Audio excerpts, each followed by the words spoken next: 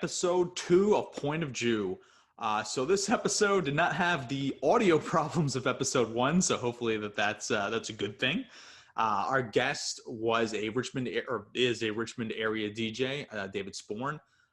Really, really cool guest. A lot of great stories talking about the entertainment industry as a whole, how he got into DJing, what he's doing now, obviously the impacts that COVID's had on the industry, and just a lot of really cool stories and things that he shared. Got a little bit more into his headspace, and mental health obviously is a huge topic right now. So explored some things with that again, just some things about his life, mine. Hopefully a lot of good things that you guys can take away from that, and still a bunch of great guests coming up too. Hopefully I can keep producing that for you. But without further ado, episode 2 of Point of Jew. All right, so we have Point of Jew episode 2, Electric Boogaloo, with an actual other Jew. So there's multiple points of Jew, and it does nothing but further cement people's opinion that we control the entertainment industry. But nonetheless, I have with me Richmond area DJ David Sporn. David, what is up? What's up, bro? How you doing, man? Good yontif, man. Yeah, good yontif. Good yontif. Yeah, Good holidays are coming up. I gotta remember that, actually. Yeah, that's a whole nother discussion, is Jewish holidays during a pandemic. That could be a podcast episode all in itself. Oh my God, you're giving me branch ideas. We're gonna go branch realities here, man. There's gonna be wormholes upon wormholes upon wormholes. Dude, it's like I've been looking into it and been like, all right, I can catch this service with like the Reform Shul, and then I can catch this service at the park with the Chabad. But I go to this synagogue. Oh, but that time doesn't work out because XYZ. Yeah, it's weird, man. It's weird times. I watch occasionally my rabbi's live stream, and my rabbi, I mean just the rabbi that married my wife and I, because I hadn't gone to temple, and very Jewish these days, but Jewish. Yeah, I love that. I love using that term. It's like, one of my friends is like, yeah, I haven't been to shul in a while. I'm like, so you're like Jew-ish. And he's like, yeah. And I can describe in detail the taste of bacon, so very, very Jewish. I mean, dude, it's like Jews in Baltimore. It's like, crabs ain't kosher, but like that's still part of your lifestyle. Like there's no getting away from that either. No, you got to have your crabs. You got to bury them under Old Spice. Not Old Spice, Old Bay. Old Spice. No, just rub the deodorant on them. It's just Right. as good. It's just as tasty. Probably. Wipe it on there, yeah. I'm going to get so much heat for that. Right. Put your hate down in the comments below. Yeah. Absolutely. Let me know how much of a moron I am. I could take it. But, as we alluded to, you are a DJ. Obviously, times right now are very anti-gatherings. What are you going through right now? And, under normal circumstances, what is it like to actually be a DJ? Oh, man. So, one, it's the best job ever. I get to play loud music that I love in front of a ton of people all the time, and then they pay me to do it. I get to be at clubs and festivals and people's weddings. Really weird Jewish weddings. I met you at such a wedding. Yeah, absolutely. It was a good wedding. Actually, I'm totally stealing the lightsaber saber arch from that for one day when I get married. So not to be ADD about it real quick, but just to elaborate on what you're talking about, because this is sort of entertainment, pop culture, all sorts of things, so that just kind of blends into that. I talk enough. Describe to them our friend Max's wedding, what you're talking about with the lightsaber arch. All right, so have you ever been to like a military wedding or an officer in the military's wedding, and they pull out the swords and they make the thing and you walk under it with the swords? Well, at this wedding, they did the grand entrance, and, I'm calling them, best man and matron of honor and like this person and groomsmen and bridesmaids, and they all come out lightsabers. And I'm talking like real dope lightsabers. I'm not talking. He doesn't skimp on the lightsabers. Like nice machined metal, like nice. And it's full lightsaber saber arch, and they walk under it, going into their first dance. And it was like the coolest thing ever. I remember the song they walked into was the one from A New Hope, when Han and Luke are going to go get their medals after blowing up the Death Star, aka my favorite terrorist attack ever.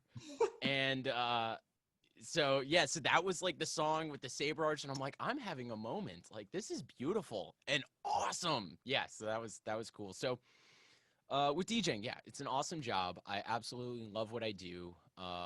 Been doing it over a decade now and been chasing like the high from the first party I ever played like since then.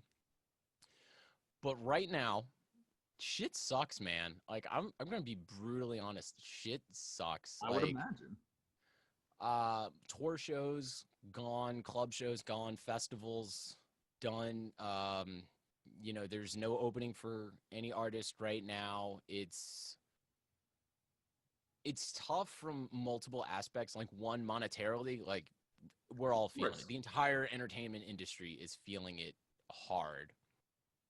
But as a performer, not being able to go and do that thing that you've been doing, it dumps a bunch of serotonin in your brain and like you get out some things from your system. Music has this really cool power to it, whether it be reliving a memory, creating a new memory, like that song you lost your virginity to, or like this one, like every song has a connection to it in some way, shape, or form to a memory. That's why it's used so much for like Alzheimer's patients. Well, now you have a whole bunch of DJs and bands and, dare I say, even comedians that are just not on stage doing their thing, making people happy. And Yeah. like, so it's tough. Things have totally changed, at least for right now. But I'm not dead, so That's I'm, positive. Well, yeah. how are you staying sane since you can't kind of draw that adrenaline that you're used to getting to from a Um, crowd or an event? So how are you staying sane? How are you functioning? Not well. I'll be completely honest, like just not well. And I've had a bunch of like equipment issues and stuff recently. I had a wedding last Saturday. It was a big wedding, too, big wedding. And my computer, like, just the hard drive shit out on me. Like 3 days beforehand. So I'm like swapping hard drives and like taking a 10-year-old Asus laptop and like loading brand new software onto it and like pulling things out of my tuchus. Made it work. It was very stressful.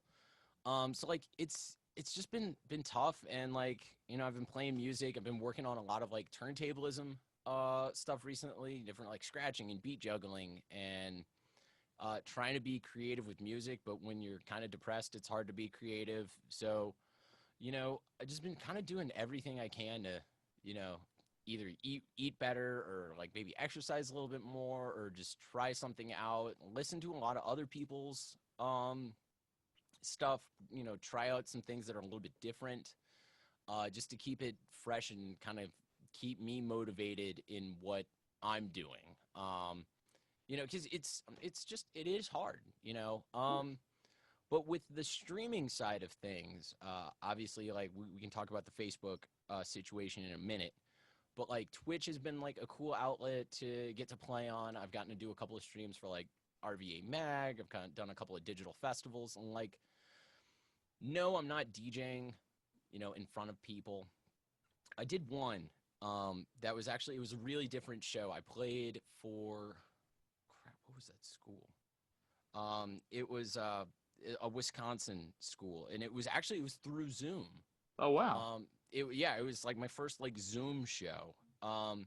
So a couple of the people that were there turned on their cameras, and I could see them like dancing around in their living rooms, like with a couple of people, and I could see like what they were vibing to, which helped me because then I'm like, all right, now I can steer it this way, I can steer it this way. But most of your streams that you do as like a DJ, like streaming a set, all you can see is maybe the chat box and see what people are saying.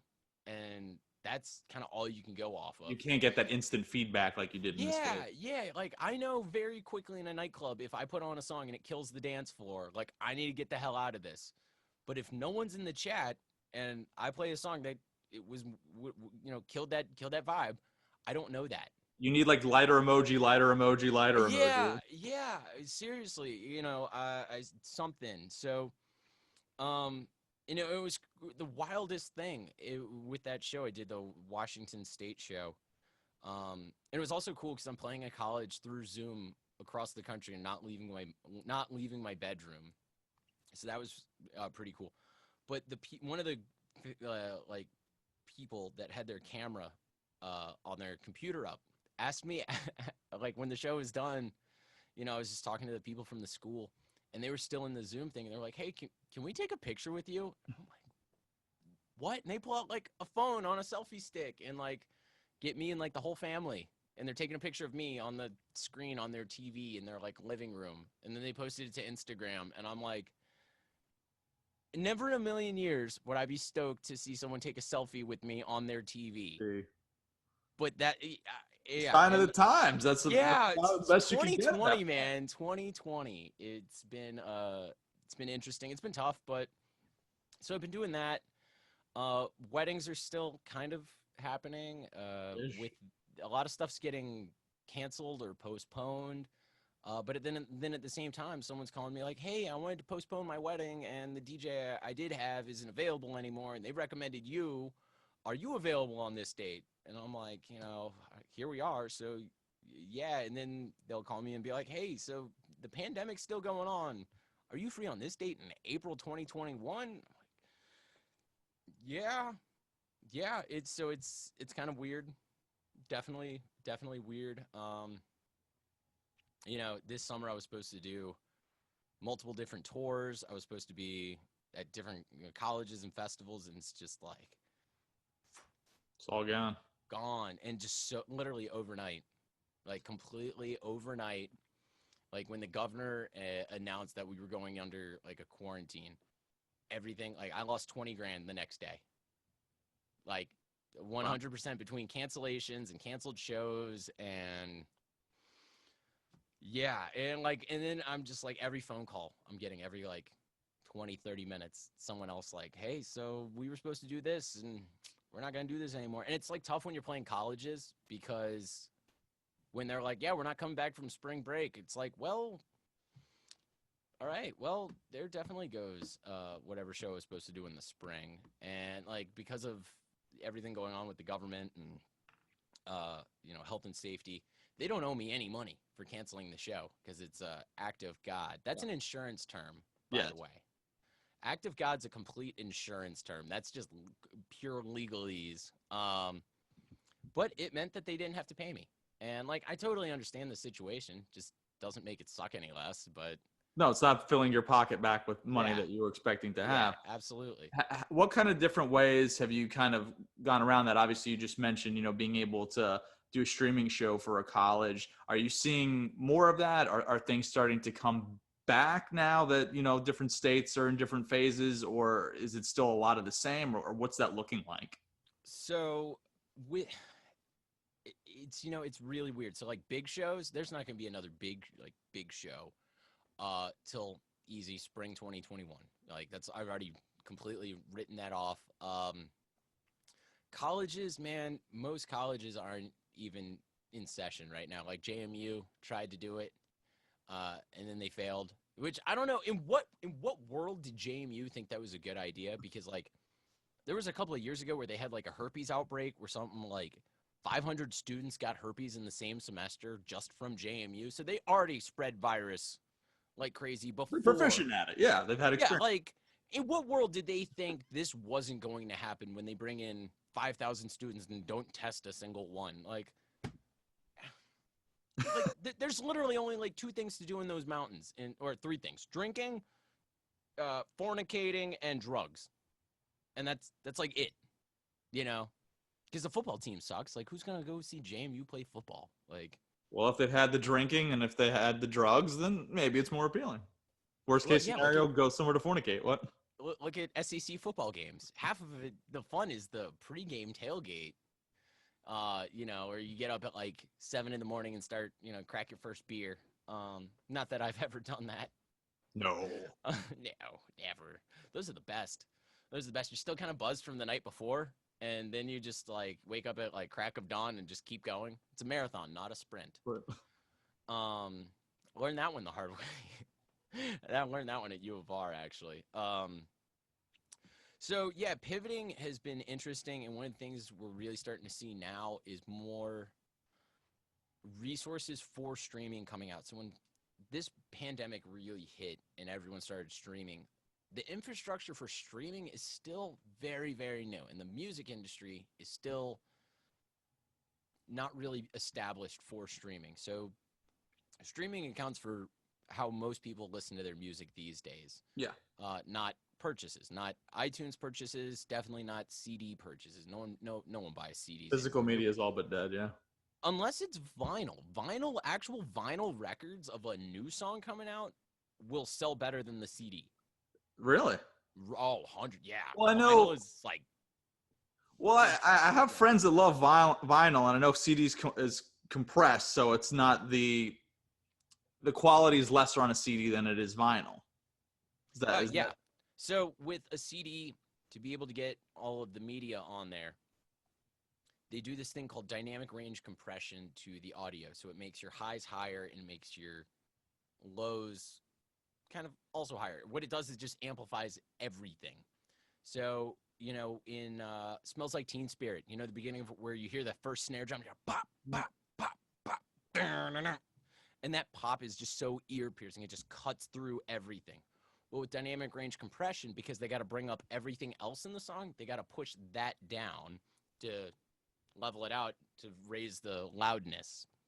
It's something Metallica did that totally screwed everyone in the music industry with their whole loudness wars that they started. Because, we're going to make the loudest album. Yeah, it's the loudest album because you compressed the shit out of it. So, but with vinyl, it's uncompressed audio. What you're hearing on a record versus a digital media, even if it's something you're streaming, because when they cut the record, they cut it from how it actually sounds. So there's nothing to compress because you're removing wax to make it.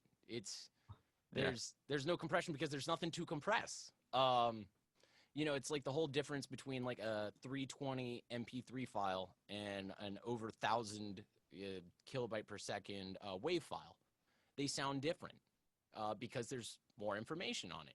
Right. And then you can get in a FLAC and et cetera from there. But with vinyl, again, there's nothing you need to compress to fit onto that.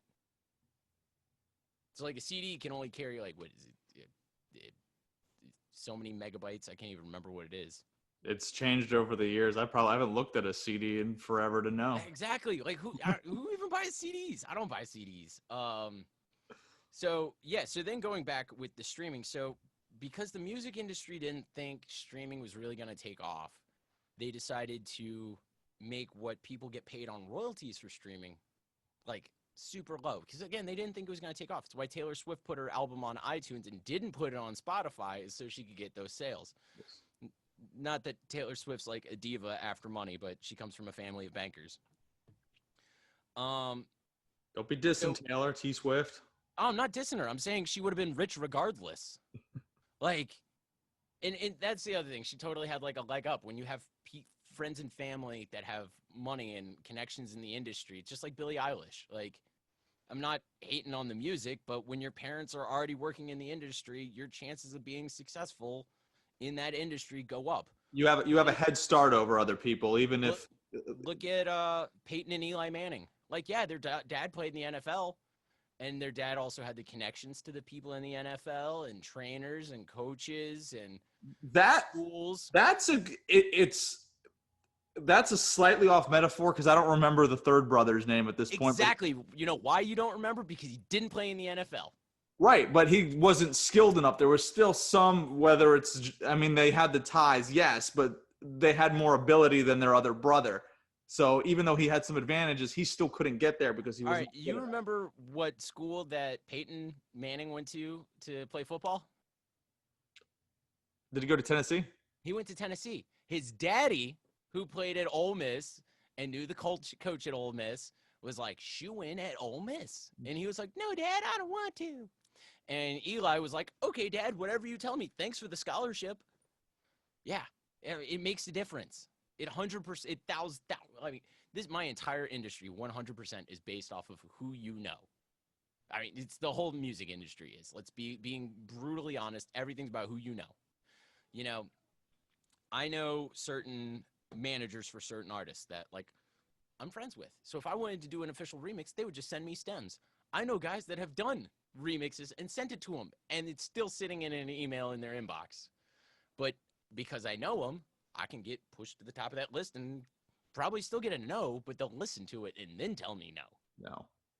So that makes a huge difference. I'm just saying Taylor Swift, again, coming from a family of bankers. Oh, I'm not saying there's not certain She would have advantages. been rich regardless. She's now just really rich. So on Spotify, they will pay you something like 0.0014 cents per stream. And my numbers might be off on this, but when Daft Punk released Random Access Memories, and Get Lucky was the #1 most streamed thing in the world. Off of that, I think they had something like 4 billion streams. They made $5,000 before taxes. Good Lord. Now, how much ad revenue did Spotify make off of them during that time? So the music industry hasn't caught up, and with like Facebook, if they're streaming you playing something, someone has to pay for the copyright for the royalties for you to play that. Just like if you're on a radio station. A radio station, they have machines and logs to know exactly what you played. So if you play a song, let's say it's Perfect by Ed Sheeran, and I'm playing a remix of it, Ed Sheeran's still going to get a royalty for it. Now, if you're not paying Facebook to be able to do this, why is Facebook going to pay for it for you to do something that's losing their platform money? Does that make sense? Yeah, well, it doesn't. It doesn't make sense for them to do it. And I mean, I know radio stations will pay for they'll pay blanket licenses to be able to use for whatever I forget the phrases or term, like music guild that Ed Sheeran and 100 other people belong to. They'll pay. It's the RIAA. RIA, and there's it's the RIA, but there's two major. I'm 20 years you got removed. RIAA. You but got under the BMI, you've got ASCAP, which is ASCAP and BMI. Yeah. Yeah. That's what I'm thinking. And let me tell you, you want to hear some real crazy stuff? If let's say you're at a bar or a nightclub that has lots of people there. Let's say you wanted to play the radio. Radio that is free. You paid for the radio, you can pick up the thing. Because you're playing it for lots of people, just like if you're playing, like, when you put on a DVD and it says, like, blah, blah, blah, copying this material, the FBI warning thing. If you play a DVD you purchased at, like, a drive-in movie in front of lots and lots of people. Because it's for you, not them. Exactly. So with music, it's the same thing. So you have to pay licensing to RIAA, BMI, etc., to be able to play whatever music in your club. If you don't pay them and they find out you're throwing events, they will come there. They will record everything you're playing and then send you a bill. Absolutely. They did that to Lunacy in Virginia Beach, and it was something like $1.2 million that they were in debt for. Yeah. I mean, people want to make their money. And that's the other thing. Like, if I would be big mad if I was in the boat where it's like, oh, cool, like Sandstorm by Daru. Like, plenty of people bought it, but how many people bootlegged that off of LimeWire back in the day, and he didn't make a cent for it? You know what I mean? Well, no, I completely know. I remember, people used to just destroy certain songs off LimeWire and Kazaa and everything else that we had access to. Freaking Kazaa, man, that takes me back. That goes back to like 6th grade right there. But that's part of, and you're going to be better versed on this than I am. And we talked a little bit just, bullshitting earlier, but I know Facebook is going to start cracking down a little bit more on streaming, especially on DJs. Yeah, it's tough, but I found a couple of slight workarounds on that, and there's been a few tricks over not only the last few months but the last few years on getting away with it. So, like, one of them is like pitching up your record because it changes the waveform and it can't read the waveform of the audio. So that's what they're reading. They don't give a shit what song it is. They can see the audio waveform that's coming in and be like, this is a 90% match for this song. But if the whole pitch is changed and it's like a remix of it, harder to catch it. So I would have people like RVA Mag reach out to me and be like, hey, we want you to play a set. I have a burner Facebook account where I would just like make, like, I'm not even joking, like a set list, like 90 minutes long of all of the different songs I was thinking about playing. Upload that and see which songs I get flagged for, take those out. So then when I could play the set later, I knew I'm less likely to get in trouble for playing these. The other thing that happened is I was playing a song from a friend of mine. He's a producer. He's got a song out with Timmy Trumpet, and I got flagged for it. And I was like, oh, man, what am I going to do? So I shot him a message after I got flagged, and he was like, got you, fam. And next thing I know, Warner Music Group released their copyright claim. It's even more proof it's on Who You Know. No. It's why Diplo can do a streaming DJ set and you can't. Because if Diplo has 1.2 million people on there watching, that's 1.2 million people that are still on Facebook. Diplo can also play Diplo's music because Diplo owns the copyright to it, or Diplo's record label, Mad Decent, owns the copyright. I'm not Diplo. DJ Dave out in Idaho that does karaoke on Wednesday nights can't do that. Diplo can. That's kind of the difference in that is it's I wouldn't say it's about who you know, but if you spend 20 grand a year on Facebook ads and you've got a certified account and you've got 2 million followers on there and you go to do a stream and 200,000 people are watching, They're going to give you preferential treatment. Absolutely. You Of think course like they are. On Twitch they give a shit about some kid streaming Animal Crossing? No. Do you think they care about Ninja? Absolutely. Oh, they'll bend over backwards for him 100%. Absolutely. Because who brings eyeballs, revenue? No, I mean, it makes sense. I mean, their business play the game at the end of the day. It's exactly. And it's the music business. It's not music friends. It's music business. You should start the Music Friends. Random band name of the day. Music Friends. Yeah, Assemble. it's like Justice League or Justice Friends. Music Friends. Yeah. Electronica, synth, jazz. I don't know. Assemble. Sounds like a bad version of marching band. Basically, I think it's Music Friends. Assemble. See, now if we blow the shofar, it's a little bit better. Right? Yeah. Actually, so a couple of years ago, one of my friends had this like home studio he built, and it was like right before Rosh Hashanah or Yom Kippur. I can't remember. It might have been the time in between.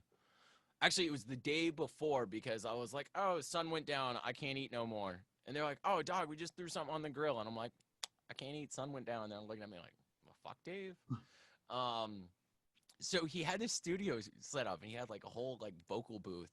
And he was like, man, I want to get a sample of something. And I would just want something different that no one has. And I'm like, yo, you want to sample some shofar? I'm like, what the hell's a shofar? I'm like, yo, got you. Just set up the shotgun mic. I got you. And I went over and got in his vocal booth and like blew shofar. And he was like, dude, I can't find a sample pack of shofar. And he made like this whole tune with shofar in it. Yeah, 100%.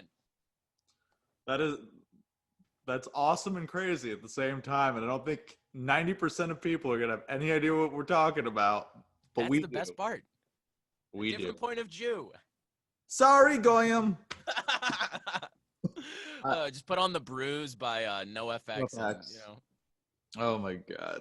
Right? Yeah. we've gone so far splintered down the rabbit hole here.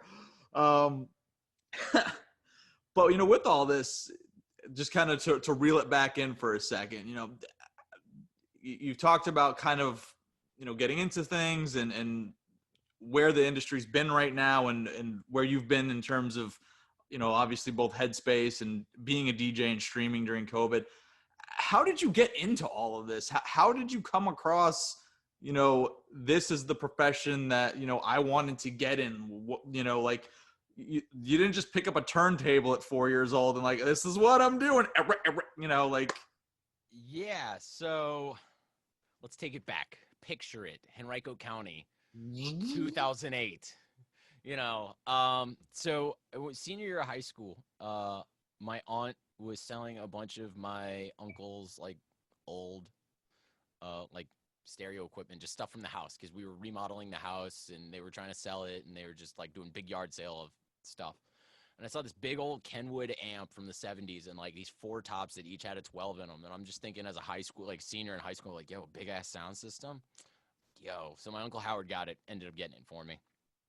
And, I went to a bunch of like my youth group dances in high school, which it sounds stupid, but like USY was super lit. Let me tell you. Oh my God. And I'm talking just cute Jewish girls everywhere. So like, bruh. Yeah. So I went to a bunch of those, and that was like my favorite thing ever. And I was super into music. And one of my friends, like about this time of year, I think it was like October 10th or October 11th, was like, yo, I'm having a house party. My dad's going out of town to like South Korea or something. He's That's like, yo, very out of town. you got some big speakers, right? I'm like, yeah. I got some speakers. He's like, yo, you want to DJ? And I'm like, I don't know anything about DJing, but like, yeah, I can make a dope playlist. So I found like some software where you like, it was literally just like a crossfader.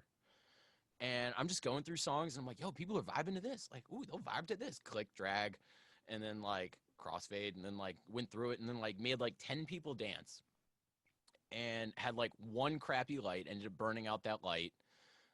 Ended up blowing one of my speakers. I was worried about my amp overheating the entire time. And like, I'm so new and dumb to this. I literally took my laptop and put it on top of the hot amp like all night Oh God. to run. Yeah, I had no idea. You're supposed to like with lights, you're supposed to do like 10 minutes on, 10 minutes off to duty cycle the lamp. I just left it on the entire night. Like I literally had no idea what I was doing, but it was like, oh my God, it was better than sex. It was better than drinking. It was better than drugs. Like it was such a high. Like literally, no joke. The next day, like mom took me to Party City to get me a strobe light and a fog machine. Like 100%. Like Oh, just you just best. went all in. Oh, dude, yeah. And again, had no idea what I was doing. So then I started doing it more and buying more gear and learning more stuff and like watching a lot of YouTube videos, and then like ended up reaching out to some other DJs, and then they start teaching me some stuff, and one thing leads to another, and then like I'm starting to play like fraternity houses at like different colleges. I'm playing Hampton Sydney, I'm playing Randolph Macon, I'm playing all over the state of Virginia. I'm like 20 I'm 21 at like this point. um and things are going really well, and I link up with this other DJ and we start playing together and doing a lot of like even bigger shows, and it was awesome. But you know, I was playing shows and clearing 4, 5, 600 some nights, uh like DJing, and still had like an 8 a.m. class. Now I'm taking business classes at this time and learning everything about business after changing my major like 6 times because apparently I thought I was supposed to be an engineer, um, and dropped out of that real quick. So I'm doing that, and then I get an offer to play a show in Chapel Hill, North Carolina, Oh, wow. and played that. It's my first out of state show. I'm like super stoked. And then the owner like really liked me and the guy I was DJing with, and then brought us back for this festival, and we're opening for our buddy Styles and Complete. And like that's just going just super well. And then he's like, hey, I need managers. You guys interested in managing a nightclub? And I'm like, I know a lot about this industry. I know everything except essentially aside from the business side. And I'm like, yeah. So like, no joke, like dropped out of college, moved down to Chapel Hill, and just started like working at this club. That's awesome. All while that's going on, I got this other spot I just started doing shows at in Richmond. Chapel Hill stuff goes to hell, end up like going back to Richmond, and then it just takes off from there to like just full on career. Doing, weddings, clubs, radio, mitzvahs, festivals, doing electronic music, like turntablism stuff, and it's just gone. So yeah, it's pretty much from like first house party to like dropping out of college to pursue a That's a dream. crazy ride. You got that firsthand experience. Why finish college when you're already getting the job that you wanted from college? Yeah, and that was like the other thing about it too. It's like I want to do this, and like I know it's a tough industry, and I know it's so unpredictable. Like I can go in. I've had literally had this day go in on Monday to get ready for an entire school year's worth of shows. Every Thursday booked. Artists got deposits down. Like we ready to rock and roll. And then to go from that to like the owner telling me like, hey, dude, we got to close on Sunday. Like the land we sit on has been sold. And then having to shift gears and pull 2 parties out of my ass at the last second, and then 6 weeks later move to a new location and restarting. So I've been down that road, multiple times, and it's like it's a tough road and things can change very quickly. Obviously they show once pandemic hits, entertainment's the first thing that gets cut. Of course. you're not going to see Walmart closing. You're not going to see Target closing. Amazon's making record money, but no bands. Like, it doesn't matter even what band you are right now. They're not really making money. So yeah, that's kind of where we're at. It's been interesting. It's definitely been an adventure. I need to write a book on just like before I die, of all of like the crazy adventures and just sheer just debauchery at times.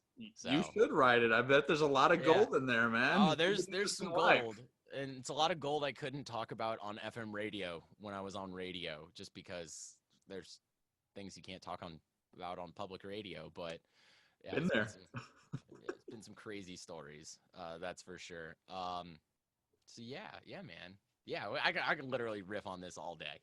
No, I mean that's awesome. I didn't know you. I didn't know you were on FM radio. I had a short stint in FM radio because I went to school in Dayton, Ohio, and the high school there had a radio station. And I don't mean like what you think of with a high school radio station where it just is around the school or the surrounding area. They actually had like a legit setup that like a fairly large radius. We had to do station logs. We had to have that's why I was like blanking on ASCAP and BMI. We had to make sure we were up to date on our blanket coverage, and we would have legitimate like listeners. That was like they had like this radio program that was completely and utterly like unique to them, and I didn't know that at the time, and I just wanted to do it because it sounded cool. So for a year and a half, I was doing radio through. I mean, that doesn't mean shit, it's just a high school radio station. I was getting my feet wet in that, and I wanted to be I wanted to be a sports commentator. So I was doing like the hockey games and the football games and stuff, and that's kind of where I started doing radio and working with audio, and just that kind of just much less interesting than anything you've done, but But radio's dope, and it's a whole nother world. I was at WVCW 102.9 FM and WVCW.org hosting the Monday Mashup. I did that for 4 years. Did a lot of interviews, ticket giveaways, but like the whole station thing is so fun. Like, exactly what I'm talking about. Like, like that's the guy who hosts the sports show. Like that's the guy who hosts the EDM show, blah, blah. And, like everyone kind of knows everyone. And it's a cool like family vibe. It was really cool actually. So I was at VCU, but I do a lot of like club nights with U of R. And the guy that hosted the show, the sports show, actually, like I had perfect programming. They had the sports show right before my EDM show. Like, that's a beautiful lead-in. I could not have been more lucky to like hopefully have some of those like follow-up listeners. And so the kid was talking to me one time. He was like, "Man, you do a lot of U of R stuff." He was like, "Just curious, any way we could get Kendall Anthony on the radio show?" And Kendall Anthony played basketball for U of R. And I was like, "Man, I know the kid. I could ask him." He was like, yeah. I was like, "No, why do you want him?" He's like, no. We don't want to like roast him or anything. We want to do like the Praise Kendall show because he's like best basketball player in the 804. And I'm like, "Oh, all right." So like I call Kendall and I'm like, "Yo, would you be down?" He's like, "Yo, I ain't walking into that trap. Are you out of your mind?" And I was like, no. Like they like you. Like they want to talk to you just about like basketball and your career. And, it's a different perspective, the whole VCU U of R thing. And it ended up turning out into this like great thing. But like the sports show and the guy from the EDM show ended up like working together to make like one episode on his show happen. So like, yeah, that was like the cool thing with radio. Did you guys ever compete in Vinylthon? No. Oh, so it was this thing we did, and I think it might be only college radio stations that do it, where they play vinyl and vinyl only for 24 hours. Well, most of these VCU kids had no idea how to operate a turntable. They've never used like a real DJ mixer because they're used to like console mixers, right? They don't know what a crossfader is, like effects. What are these? So I used like my DJ mixer that's actually like right behind me, and like my needles and like the whole nine. I trusted these kids with it, and they were getting people to sign up and play records, and I brought some extra records that they could play. And then they called me and they're like, "Dave, we need one more time slot filled." And I'm like, "Yeah, what slot is that?" 3 to 6 in the morning. Oh God. Graveyard, bro. Bruh. And I get there and I'm like, we just finished a show at Canal. I raced down there. My roommate, girlfriend at the time, and like 4 of my friends go to an after party, come back. I'm still there. I'm just like dying. And yeah, dude, it was nuts. And we got like some like golden slip mat. It was like so stupid, but like whatever. My mixer ran for 24 hours straight and didn't overheat. That in And itself is impressive. I've had it overheat on me during festivals. Just because like when you have like it's an all black mixer. I mean, I got a white skin on it now, but then when the sun's hitting that and it's like 102 degrees already and like 80% humidity and it's just flat on a table and there's no room for it to like breathe. Oh yeah, man. It just gets a little hot and then shuts off and don't shut back on or turn back on. So I've been there. Yeah, right. Computers don't work when they get too hot. Crazy. I've always wondered like why these new mixers don't have a fan built in, you know, but that's all. You spend $2,000 on it, it doesn't have a freaking fan. Hey, fill that market niche, right? I've already talked to the guys at Pioneer about that. They're not the happiest of people with me at sometimes. I'm like, hey, you should do this and do this and do this. And they're like, Dave, no. And you're like, I have 4 days as an engineer, damn it. Right? Like, I went to engineering school for all of a semester. Yeah. I really wanted to be an engineer. And then I realized, like, that's a lot of math. Like, it's more math than actually doing stuff. And I don't just want to CAD all day, so. You don't? Were you a SolidWorks guy, AutoCAD? Yeah, I was definitely a SolidWorks guy. Definitely SolidWorks over AutoCAD. Just because, like, SolidWorks, it's so much SolidWorks. It's like Mac PC. You know, I think the PC side you can build you can build a more powerful machine, but you have to actually build it. With a Mac, it's like SolidWorks, right out the box, it's awesome. It's super user friendly. Like you don't deal with as many glitches. Like, and it just runs well. PC, you can build for half the price, but if you want it to run well, you got to do everything. That's your Autodesk. That's your AutoCAD. Your inventor, you know, right there. So like that's kind of my take on it. Yeah. So I was definitely a SolidWorks guy. The only reason I can have this conversation is I changed jobs 3 weeks ago, but for 3.5 years, I was working for one of the largest resellers of SolidWorks in the U.S. Oh, no kidding. That's pretty cool. In staffing, though, one of my best friends. He was actually at that wedding we were at. My buddy Matt Gabriel. I remember him. Yeah, he's good. Did I introduce him? I think I introduced him. You did. Because he was in the wedding party. You absolutely introduced. He came out to like Lord of the Rings music or something. Yeah. I got that. Yeah. So the intro music on that was like everything from like Avengers to like the thing from Skyrim to like a thing from Dragon Ball Z. I was Spider-Man. Yeah, I remember. Was that a mix of Spider-Man songs? I think I don't. Yeah, it might I have think been it was Spectacular Spider-Man or a mix of. Or I think it might have been the thing from not Far From Home. What's the one with Miles Morales? Spider-Verse? Yeah, Into the Spider-Verse might have been something like that. I don't know, but it was definitely Spider-Man. Yeah, and that's like the other thing is like stuff like weddings like that. You know, that was what 2 years ago. This point, 2 years ago, year ago, something like that. I think year and a half ago, 2 years, something like that. Something like that. Yeah. It's whenever they did the first Something in the Water festival. Because that was going on at the same time, which that didn't add to things. Oh my God. You remember dealing with like trying to drive in the parking? So let me just say this real quick. My wife and I went to DC for Awesome Con, which was over the same span as this wedding, right? Because Jewish weddings are typically on Sundays, people. So Sunday morning, we drove back from DC to Richmond to get on Saturday. On Saturday afternoon, we drove from DC to Richmond to grab our evening attire, whatever. And then we left Richmond at like 7 o'clock to go to Virginia Beach during this festival. And I'm burning through. It's like 8 o'clock. And it's like, oh, there's like 30 minutes to get to the freaking hotel or whatever. 2 hours later. When you say hours later, I remember this vividly because it's in my freaking nightmares. At about 1 a.m, we were like less than half a mile from the friggin' hotel, but you couldn't go anywhere. People don't understand. Like, you legitimately, there was nowhere for you to go. Yeah, it was totally gridlocked. So This is what I dealt with that weekend. So I had a show in Pennsylvania on Friday, drove through the night, got down back to Richmond on Saturday, grabbed all of my ish and a guy to help me set up, had a event for the National Guard of Newport News the night before, that Saturday night. So for Newport News, Virginia Beach, like, all right, cool. Yeah, I'm good. It's like routing a tour. Like, yeah, we good. And then after that, because remember, it was a daytime wedding. Yes, right? Like everything started. Yeah. So that means I had to have all of my gear set up and ready to go before 10 in the morning.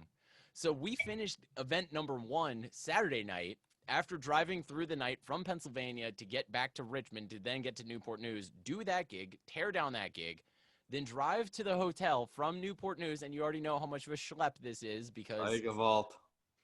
And then I set up through the night, right? Don't have a hotel room or anything, so I just sleep in the truck for a couple of hours.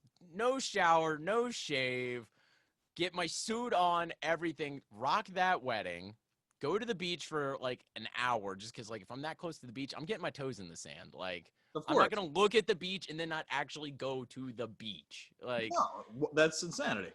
And then drove home. And let me tell you, I got home, I just pulled the truck in, didn't even like unload the gear, just got home, showered, went to sleep. Bruh, Yeah. I feel you. When we finally got to our hotel, which was like 5 blocks away from where the wedding was, it was 3 a.m, and then I had to be at the hotel at 6 to do whatever groomsmen activity. We helped set up like the chairs and crap. And so after that wedding, my wife and I just booked it, headed straight home, hour and a half or 2-hour drive or whatever that is. And I just like passed the F out. That was a weekend from hell. Yeah, it was a tough one, but like even then, like I still remember so many of these little details like from the wedding, and it's like all like so like these things that like creating the playlist for the introduction and the lightsaber saber arch and all of that stuff. I remember all of that so vividly because it's a big event. I mean, it's a big thing. It's also unique as hell, though, man. I mean, how frequently do you see that type of thing? So not that often. Occasionally you see guys do like the Avengers shirts under their tuxedo. Like that's a big one. I've seen some similar things, but not quite to that extent. And I remember even talking to Max, be like, yo, I'm totally stealing a bunch of ish from this, totally for my wedding one day when I get married. And I mentioned the lightsaber saber arch to my girlfriend. She's like, I'd be down. All right, cool. Yeah, I'm down. The one thing she asked for, though, is if we're having I've won a more Jewish wedding. She's not Jewish. I did the same. It's okay. Shix was love us. A couple of years ago. This is like 8 years ago at this point. When I first started DJing with that other guy who's also Jewish, by the way. So it was like, and his name is David. So people be like, that Jewish DJ, David, the one with the curly hair, and we're like, narrow it down. There needs to be more information here. Yeah, he slept with my ex-girlfriend. It wasn't me. It was the other one, I swear. Yeah. Wait, your ex-girlfriend's who? Oh, yeah, it definitely wasn't me. So he told me one time, he's like, Dave, remember, shiksas are for practice. And I was like, oh, God. You can't say that. And he was like, back in the 80s, blah, blah, blah. And I was like, you can't say that. Cool. Hilarious, but you can't say that. But yeah, shiksas love us, If no one takes anything else away, shiksas love us. Is it like Seinfeld where they got the shiks appeal? Yeah, you remember that. I'm the only New York Jew in history that did not like Seinfeld. Really? I did not find Seinfeld funny. I'm sorry, Jerry. I'm sorry, Jason Alexander. Michael Richardson or whatever his name is, not so much sorry. But, yeah. All right, but did you like Friends? So up until 3-4 years ago, I never saw Friends. My wife loves Friends. And I'm going to get punched in the face. I hope she doesn't run down and stab me because she's being cool. She's upstairs watching TV or something. I don't think Friends is that good either. There's certain things I laughed at. Okay, so what I find funny is a lot of people that are like, man, I can't get into Seinfeld. Yo, but Friends is great. I'm like, it's the same show. It's the same show. I will say this for Friends, though. I think some things in Friends are funnier and there's more coherent storylines. My problem with Seinfeld is it's truly a show about like nothing. I don't know. I didn't think it was that. I didn't think it was that funny. I'm the only New York Jew in the Yo, world that hates it, but but let's talk about Jennifer Aniston in the 90s, though. abso-freaking-lutely. Yo, bro. Like, good for Brad Pitt. Like, I'm not even mad. Like, good for him. Good for you, bro. Like, just think about all of the women that man could have taken down. And he's like, I want to marry Jennifer Aniston. Like, yo, Going for dog. the top. It's like, did you see Shakira at the Super Bowl? Yeah. Like, yo, is she like 40 some years old and look like that? No, it's still Yeah. amazing. I had this conversation with my wife the other day, and this made me. You made me think of this just now. How many people from the '90s that were like legitimate huge stars, like a Brad Pitt, like a Jennifer Aniston, let's say even let's say Angelina Jolie or George Clooney or anybody, they're not. I'm not saying they're irrelevant. They're most certainly not, but very few, except maybe for Leonardo DiCaprio, are still actually like incredibly relevant now. You Which know, some of them, you got your like your Denzels, you've got Denzel, your yeah. Tom Cruise, you know, but even Tom Cruise, I mean, Top Gun came out in the 80s. So, you know, You how got to many really guys from the 80s sit are, and percolate that desire for Top Gun too. oh, dude, Maverick looks so good.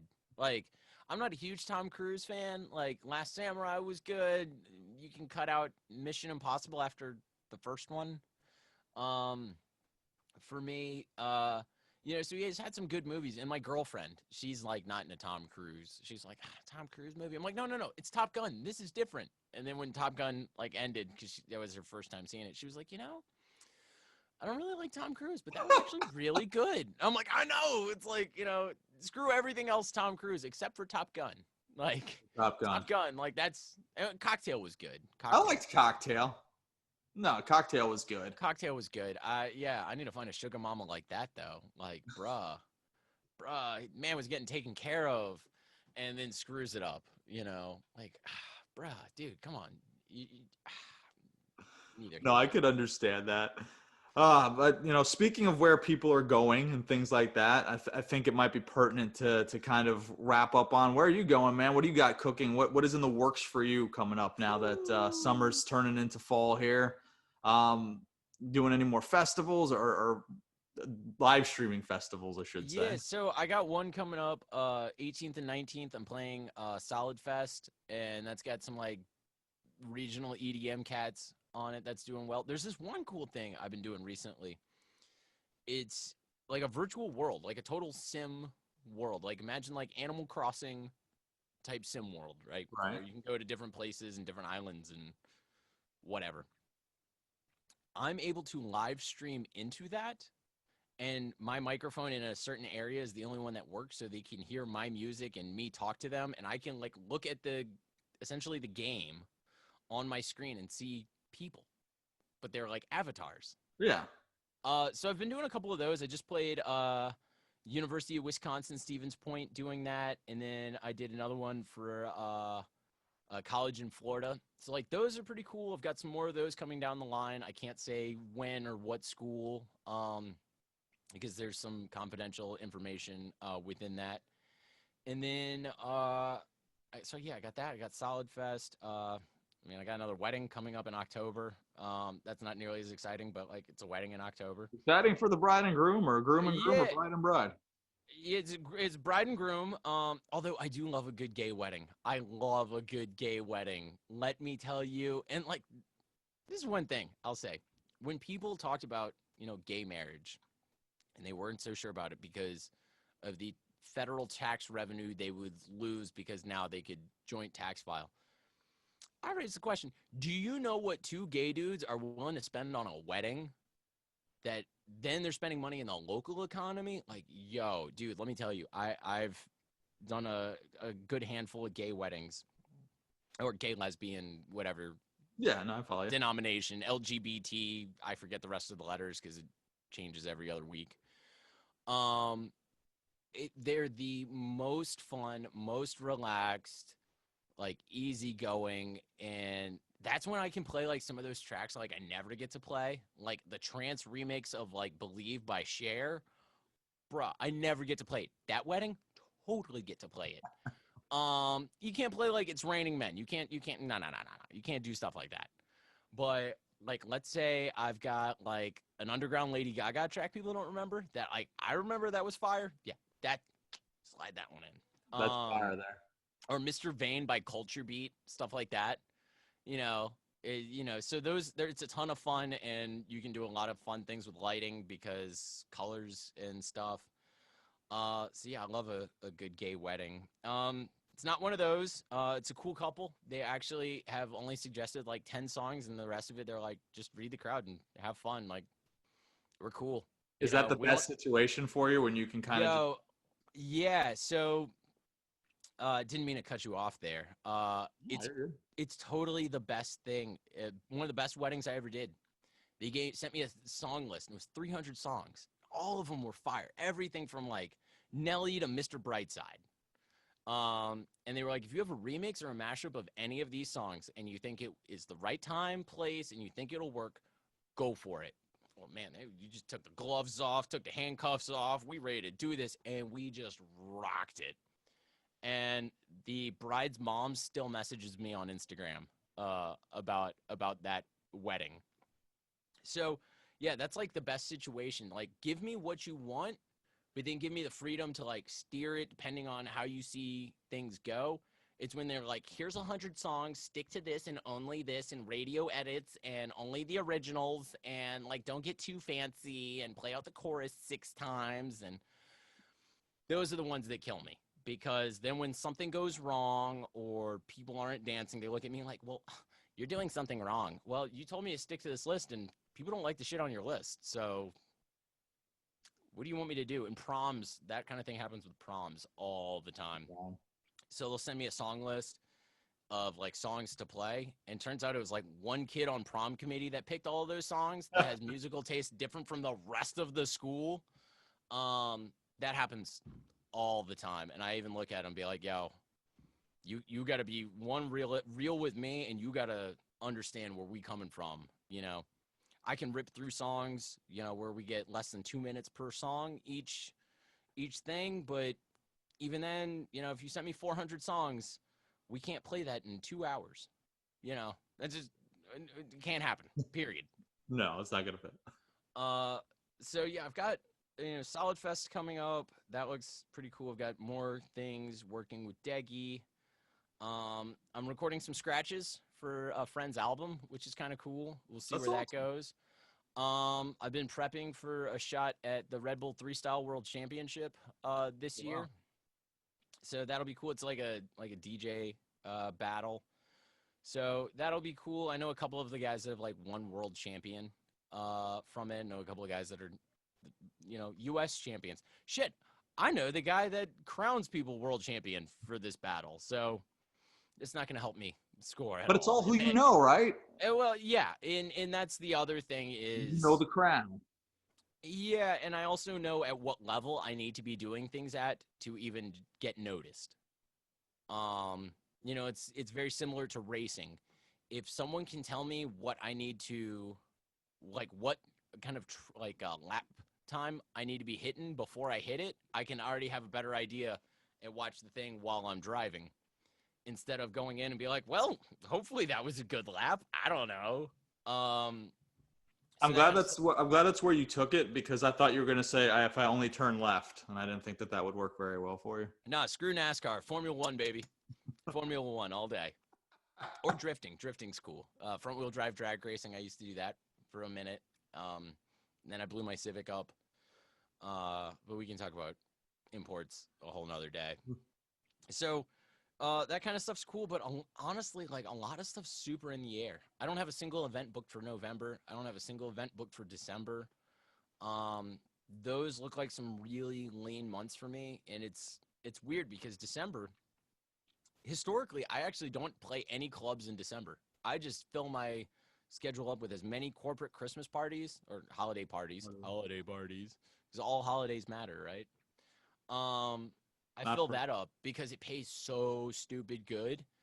I can get through January with it, because who's doing an event in January? Everyone already blew their load in December with, their corporate holiday parties and Christmas parties and everything else. New Year's. January's dead. Then you get through New Year's, and no one's doing anything until end of February, beginning of March. Really, it's St. Patrick's Day that then kicks off the spring season. So January, February kind of dead, but December typically would pay for that. So now November, December looking kind of, so honestly, I kind of don't know where things are going to go in that direction.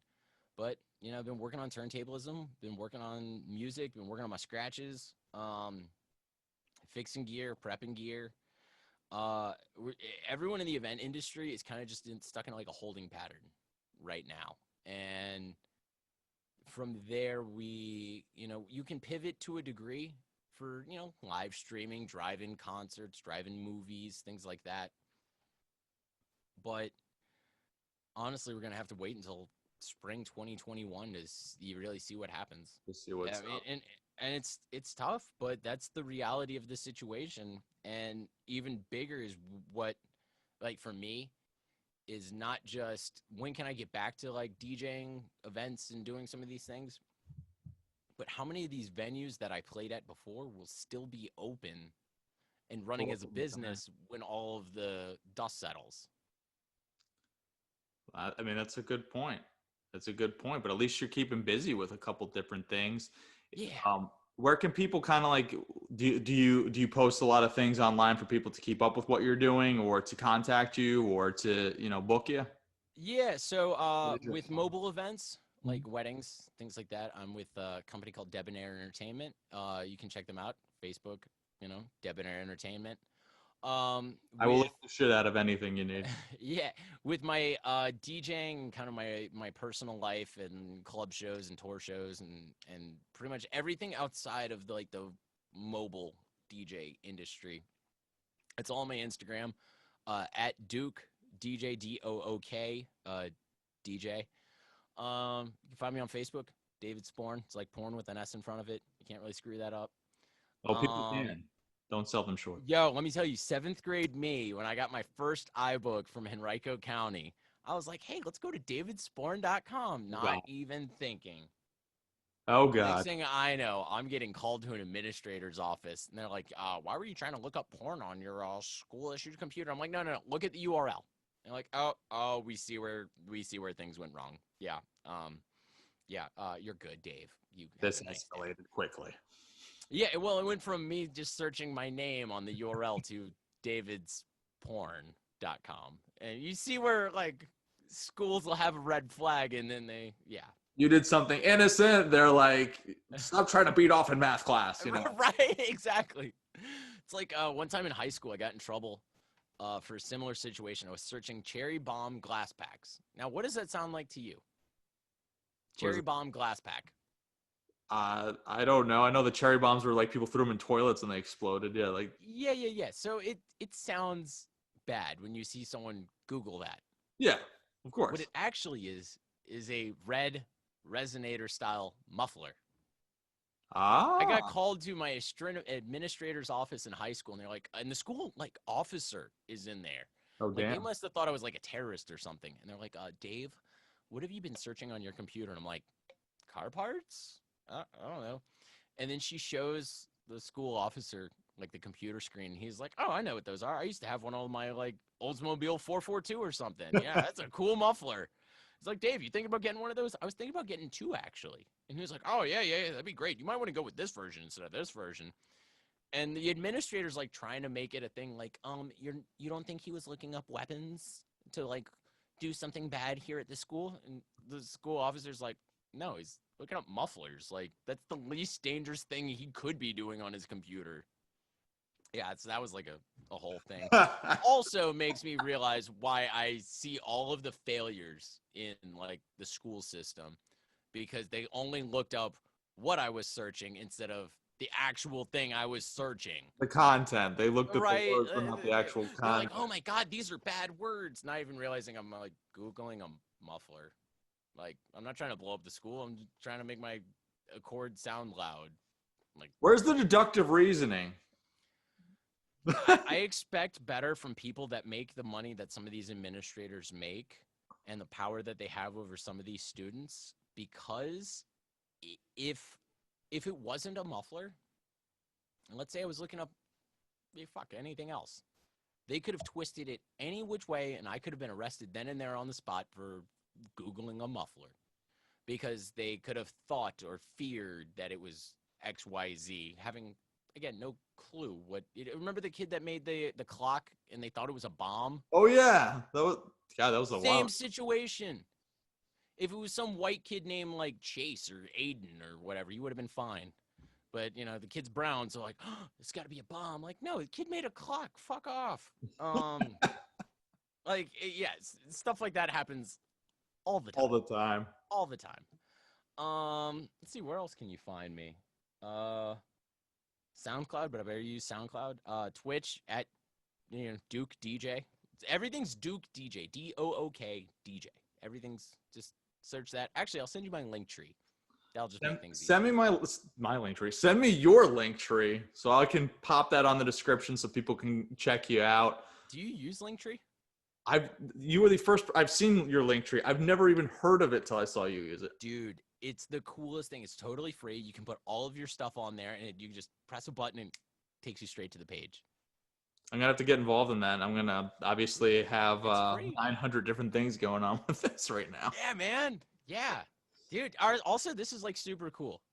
And you said like the other guy you had on was also Jewish? I haven't interviewed him yet. My first, the other Jew has not landed yet. Yeah. You make that a thing. Just like have on like Jewish homies, and just talk about stuff. Mishpucha, I will try to get as many of the tribe as I possibly can. Yeah, but I mean the vibe is just entertainment, bullshitting, having a good time. Yeah. Mental health seems to be a freaking running topic through all these interviews so far. Mental health, the fun thing and the great thing I will say about mental health right now is no one has paid more attention to mental health in the history of the world more than right now. So like, as much as things suck, all right, cool. Maybe someone's like, hey, maybe we should look at this. Do you know much about World War I? I will honestly say, aside from the assassination of Duke Ferdinand. I think that's as much as I remember. So they had no idea what PTSD was at the time, and they called it shell shock because they thought soldiers were having mental issues from the sound waves and pressure waves coming off of the hundreds of millions of shells that were getting fired at them all the time. Right. I don't think it was the shock waves of the shells getting fired at them that messed up their heads. I don't know, maybe just shells getting fired at them. No, the attempted murders are fine. The attempted death is that's A1. That's golden. So they called it shell shock, and it's not a big deal, and we can't really treat it. It is what it is. And it's like, maybe we should have looked into this a while ago. How long ago was World War I? Ended with 1918? Something. People are just starting to really take it seriously in 2020. We had 100 years to work on this and shit the bed? Come on. I expected better, but it's the U.S. government, so. Dude, listen, we at least have soda machines that can dispense 30, 40 different iterations of Coke. So that was priority. So, Coca-Cola is the number one facilitator of medical cocaine in the country. Doesn't surprise me. Coca-Cola's original formula is with cocaine. So what they do is they take the coca leaves and they separate the flavor from the cocaine, and then it goes to lidocaine and novocaine and medical cocaine. Then you get a nose surgery. They take a Q-tip, rub it in the stuff, shove it up your nose, tell you to sniff, and it numbs your nose, as anyone that's ever done coke knows about. And then they'll do a nose surgery on you. Where did they get the cocaine to be able to make your lidocaine and novocaine and XYZ? From Coca-Cola. This is the only podcast, may I say, that goes from just random Yiddish interactions to talking about the music industry, the Mannings, 90s stars. high school discretions, and then cocaine. I think we've really hit on just the gamut of going just smaller and smaller to a listening audience. I think it's fantastic. What I love is, obviously this isn't like the first podcast I've been on. I did my own pseudo podcast radio show, video show thing for like 4 or 5 years. Anytime other people want me to come on their show, I'm like, are you sure? Like, first time I spoke at a DJ conference, Robbie's like, hey, do you want to come speak in Gatlinburg this year? And I'm like, are you sure? Like, people are going to get pissed off and probably disagree with me, and like, we're going to be all over the board, but it'll make sense. And so I'm always like, thinking that. And then the other time I'm like, yo, someone wants me to come on their show? Like, all I'm going to talk about is playing other people's music and making a living doing that. To poorly explain my profession. Describe a profession as poorly as possible. Yeah, I play other people's music and make a living doing that. But yeah, so I'm always like, you want me to come on your show? Like, I'm honored, but are you sure? And here we are. But yeah, man, this has been cool, dude. This has been a lot of fun, just riffing, real Rogan style, That's what I'm hearing. I've never once listened to that dude's podcast, but that's. Let me tell you, Rogan is awesome. Like, him himself, like, he does way more psychedelics than I'm okay with, but like, hey, that's his thing. Like, he's obviously successful enough. He got a $100 million deal from Spotify. But like a long form interview like he does with anyone from Tommy Chong to Bernie Sanders to Ronnie Coleman, the bodybuilder, to military guys, to politicians. It's so interesting because when you listen to a 3-hour just riff sesh with any of these people, you get to learn them so much more than the 10-15 seconds they're allowed to speak on CNN, right? Whatever. And I don't know, it's really interesting. Just like Elon Musk went on and talked about like the craziest stuff and like smoked pot with Joe Rogan. You would never get something like that from CNN. Like another one, Bob Saget. I love Bob Saget. Was on Rogan. And I've seen his stand-up, and his stand-up's pretty raunchy. And Yeah. I've seen like Family Man, like Danny Tanner, America's Funniest Home Videos, like Bob Saget. And I'm like, all right, so this is like two different guys. He's got to be like bipolar, or he does the raunchy stand-up just to get away from Family Man, Bob Saget, because that's all he deals with. But then getting to hear him on Rogan for 2-3 hours, just being him, I learned so much more about him. I have so much more respect for him. He's super, super cool. I didn't even realize he'd been like through the meat grinder in like the stand-up comedy world and been doing this since the 70s. And he's like my dad's age. And it's really cool because you can't get that in, even 15 minutes. But in that like long form 3-hour long thing, you can really get to like know the guy a little bit. So it's really cool. Just seeing and hearing people, talk and interact. And that's why I think podcasts are going to replace radio one day. But that's a different story for a different time. I hope so, but I hope it happens, and I'm on that upswing. Hopefully this podcast will be the upper echelon of podcasts. I mean, who cares about what radio frequency you can pick up within whatever radius of that tower on your phone when everybody got the internet and everybody got the internet on their phone.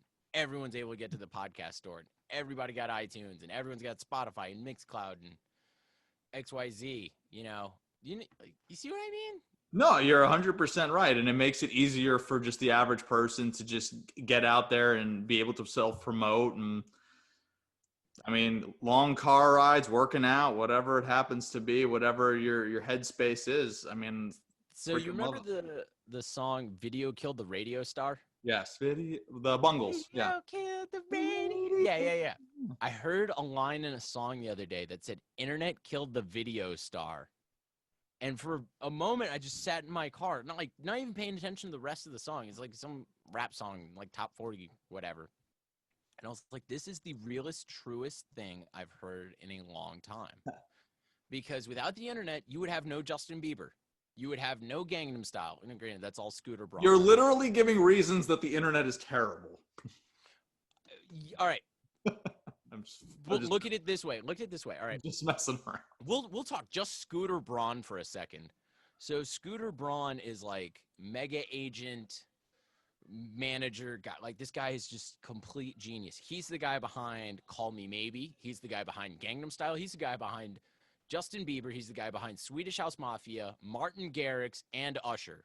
God. All of that. So he took a 40-year-old dude doing a song completely in Korean and was able to make it a #1 hit in the United States. No, that's impressive. Without a He shadow took of a doubt. a Canadian singer-songwriter and made that the #1 hit in the United States. He took Justin freaking Bieber, and made him the pop culture god that the kid is now. On top of Usher and Swedish House Mafia and everything Martin Garrix has done and all of his other side projects, the guy, when it comes to the music industry, is the miracle worker. Like, he's the Helen Keller's whatever. Like, that's Scooter Braun. And all of that's been facilitated by the internet. No one would know who a Carly Rae Jepsen or a Psy or a Justin Bieber was if there wasn't the internet. The biggest threat to the music industry as a whole, radio industry, what will disturb everything as we know it within music, or even comedy, anything really, is the internet. It, like YouTube, completely levels the playing field for everybody. If you're good, you're good. People will hear you. People will share your video. Yeah. Regardless, it doesn't matter if it's, you Taylor Swift with her aunts and uncles that are in the industry, or Billie Eilish. Yeah, like Billie Eilish had a leg up that obviously we don't have. But if you're good enough and put out that YouTube video, people are going to be sharing your ish regardless. It's true. And it totally levels the playing field, 100%. Yeah. I mean, hopefully it helps both of us very, very well. Yeah, right. The internet, it's both a blessing and a curse. If there's one thing to go out on, man, is there anything that we haven't touched on that you wanted to, whether anything else for you to promote or anything else you wanted to get off your chest, or anything we didn't hit on? Oh man, well, California's burning to the ground, and the election this year sucks. In 2020, yeah, we could do that shit all day, but we have a week's worth of content, man. Right. Just get me wound up and just let me go. I feel like Robin Williams sometimes. Just like give him a topic and just stand back for 10 minutes, and then give him a new topic and stand back for 10 minutes. Man, typically this is like one of those places in like a podcast where people are like, what's your words of advice to the younger cats coming up, blah, blah, blah. And it's like the same bullshit answers, same bullshit answers I've heard from other DJs and producers. But, honestly, right now, just like be kind to your fellow man, be understanding, look at everything. Don't believe everything that someone's telling you. Do your own research. Just be understanding, be open-minded, try new things. A lot of good food out there. Like Andrew Zimmern said, if it looks good, eat it. So yeah, that's kind of the thing. Experience everything. It's like I talked to my dad the other day because he grew up in like Vietnam War era, and obviously my generation, and your generation, we're dealing with different things, and things are hard right now. Well, things were hard then. It was just a different kind of hard. So if I can understand better what his generation was going through, protesting Vietnam and civil rights and the whole peace and love and Woodstock and all of that, and then he can understand what we're going through with terrorist attacks and being at war for more than a decade and multiple recessions and still civil rights things. We all have our shit. It's just different shit. And the more we can be understanding of someone else's shit, and the more they can be understanding of our shit. I know I've said shit like 5 times now. It's okay. I already know. I'm like doing the counter in my head. I can't pimp CBD oil midway through this. Right. But the more we can be understanding of what everyone else has been through, and the more they can be understanding of what we're going through, the more we can do things to make the world and what we're dealing with right now better for everyone. You know, it's like I see people without masks all the time. And I understand, like, it's their freedom, it's their choice. Maybe they have a breathing issue. I don't know. But the more that they don't do that, the longer it's going to take for me to be able to get back to work. And that's going to hurt the economy, which if I'm not paying into, you know, Social Security or paying my taxes, well, that's less police officers that can be working. That's less firefighters that can be working. That's, you know, some less government employees. That's less money in Social Security, period, for them to get their Social Security check from me not working. So it's this whole big circle of life, you know, type thing. And that's one of the biggest things I think the kind of world's missing right now is taking a step back and, you know, yeah, we all got ish going on. Everyone's got ish going on, but it's different ish. Yeah. There are a whole lot of rich celebrities out there that are very, very unhappy. You know, they got all the money in the world. You know, they don't have to worry about paying rent or, you know, their electric bill or X, Y, Z. But that doesn't mean that the person next to them in bed they're in love with, or if things are good enough, or maybe their kids still hate them. You know, that doesn't change that. So they're still going through something. It's just different than your something.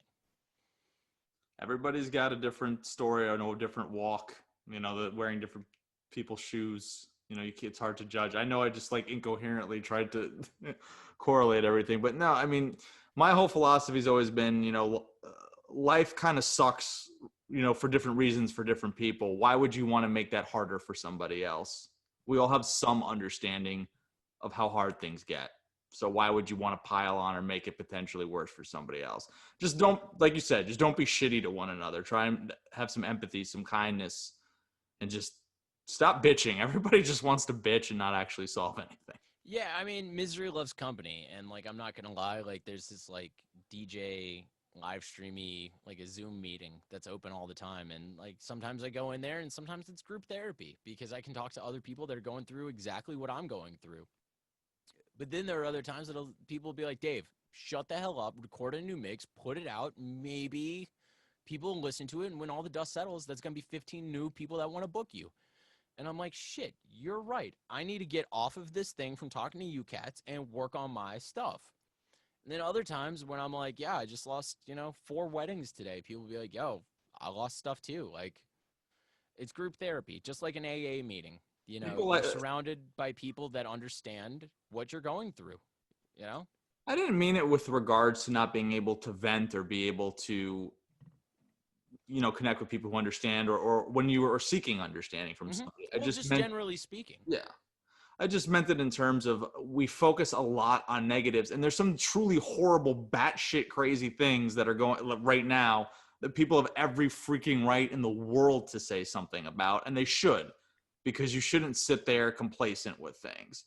But sometimes, if you have the power to change something, or you want to change something, you know, that should be a priority too. I'm not saying that event sesh, you know, having basically some form of therapy and understanding isn't good, because it is. I'm just saying, you know, I totally agree. What can you change? How can you change it? And can do it. Yeah, no, 100%. It's a less bitching, more doing. You know, that's one of the things I've actually commended a local rabbi from Bethel, Rabbi Knopf, about recently, is you see a lot of members of the clergy at their pulpit saying things to you and preaching things to you. Do this, don't do this. This is right, this is wrong. But when you see them actually marching, all right, like I can get down with that, because they're not just talking the talk, but they're walking the walk. They're doing. And a lot of people, you know, it's the easy thing with social media. Everyone's a keyboard warrior. But how many people are actually out maybe at a protest or at a food bank or growing their own food? You know, a million things just like that. And instead they'd rather just complain about it, you know. How about do something? You know, don't just be about it, or don't just talk about it, be about it. So yeah, that's kind of where I've been in things. And it, you know, but you're right, 100%. You know, we can even look at the Catholics with their confessional. Sometimes just talking to someone and getting it off your chest is religious aspect from not going to hell aside. but just to get it out and say something, and maybe someone's understanding and will talk to you about it, makes things a little bit easier. You know, I don't understand how a Catholic priest can give marriage advice, seeing as how they've never been married. That's a different story for a different time. You know, like, that's something I've never understood. It's like, oh, my wife doesn't want to sleep with me anymore. Son, I understand. No, you don't. No, you don't. Well, maybe it's like I could tell you not to stick a fork in an electrical socket. I've never done it, but I know that some shit's going to happen if you do. You know, maybe that's accurate. No, I mean, just because you haven't done something doesn't necessarily mean you can't talk about it. Yeah, but I'm trying to keep the balance here, man. No, well, but it's at the same time being understanding of it. It's not the, you know, XYZ. We can all tell someone, you know, where they're going wrong in something, but being understanding from where someone's coming from. Yeah. You know, it's that taking a step back and being like, all right, if this person's saying this or doing this, why are they doing that? Why is this happening? But, you know, we could be 100 college sociology classes into some of it and still not understand it. No, I mean, it's, you know, it's definitely something that you can get pretty deep into, and it's a layered topic, but yeah, you know, I just to kind of condense everything back down, I've really enjoyed being able to talk just, you know, with you. You know, Thank you for doing this. Still getting everything under my feet, so I really appreciated, you know, your understanding of me and trying to do this, and you've helped me out tremendously. Even when it comes down to putting this shit together, you know, making suggestions and linking me to some softwares and things that make my life thankfully easier. So we're gonna definitely do this again sometime, because I think you and I could definitely do this for hours. But you know, thank you again. I'm gonna link everything, you know, to the video so people can check you out and hopefully get you some bookings too. And we'll definitely be doing this again, man. Good Shabbos. Good Shabbos. Thank you for having me on. I appreciate it. Love and light. Yeah, man. Thanks for having me, dude. This was fun. Let's do it. Let's do it again. We'll definitely do it again. Multiple point of Jew. Multiple point of Jew. Dude, I love it. I love it. I love it. Yeah. Thank you once again, man. I appreciate it. No problem, man. Thanks.